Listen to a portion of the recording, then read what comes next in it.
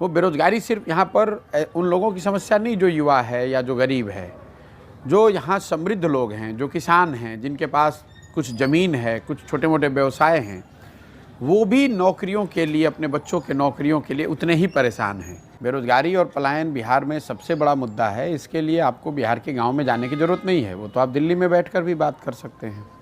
लेकिन जब गाँव में आप जाते हैं तो आपको इन समस्याओं की विकरालता का, इसके सामाजिक आर्थिक पहलुओं की समझ बनती है। जैसे पलायन है, सामान्यतः लोगों की समझ ये है कि बिहार में पलायन बहुत बड़ा मुद्दा है, लेकिन इससे ज़्यादातर गरीब लोग प्रभावित हैं क्योंकि लोग बाहर मजदूरी करने जाते हैं।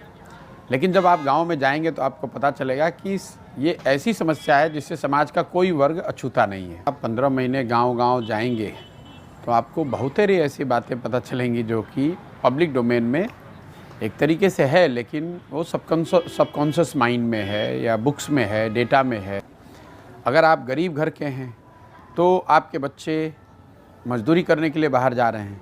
अगर आप आर्थिक तौर पर थोड़े समृद्ध हैं तो आपके बच्चे पढ़ाई करने के लिए या नौकरी करने के लिए बाहर जा रहे हैं। अगर आप गांव में जाएंगे तो आपको सिर्फ महिलाएं मिलेंगी, बच्चे मिलेंगे और बूढ़े लोग मिलेंगे।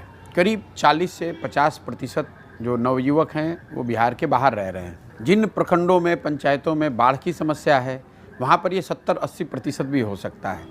पलायन यहाँ के जीवन की सच्चाई बन गई है। इसका सामाजिक पहलू ये है कि लोगों के मन से धीरे धीरे, चूँकि इतने लंबे समय से पलायन इतना बड़ा मुद्दा रहा है, परिवार की जो संकल्पना है वही ख़त्म हो गई है। शायद ही कोई गांव में आपको ऐसा घर मिलेगा जिसमें ये 3 पीढ़ियों के लोग साथ में रह रहे हों। और हम वो लोग हैं जो हम चाहते हैं कि आप लोगों की शक्ति बढ़नी चाहिए। दूसरी बात है, आपका व्यापार कैसे चलेगा भैया? छोटा व्यापारी रोजी रोटी कहां से कमाएगा? छोटा व्यापारी रोजी रोटी तब कमाएगा जब सामान्य व्यक्ति की खरीद शक्ति बढ़ेगी। अगर सामान्य नागरिक की खरीद शक्ति नहीं बढ़ती है तो शादी में पहले 2000 रुपए का माल लेता था, अब 200 का लेगा। खरीद शक्ति उसकी कम हो गई है। और इस काम के लिए ओवरऑल देश की इकोनॉमी को बहुत बड़ी ताकत देने की जरूरत है, तभी सामान्य व्यक्ति की खरीद शक्ति बढ़ेगी। सामान्य व्यक्ति की खरीद शक्ति बढ़ेगी तो व्यापारी के पास सबसे पहला रुपया जाने वाला है और तभी वहां से मैन्युफैक्चरर के पास जाने वाला है। और ये सब होगा तब सरकार की तिजोरी में आने वाला है।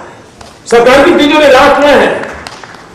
सबसे पहले दरवाजे पर आप खड़े हैं, सबसे पहले दरवाजे पर व्यापारी खड़ा है कि रुपया आया नहीं, खर्च पहली दुकान वही होती, पहली खिड़की की वही होती है। सरकार को ऐसा लगता है कि बाकी सब चोर है।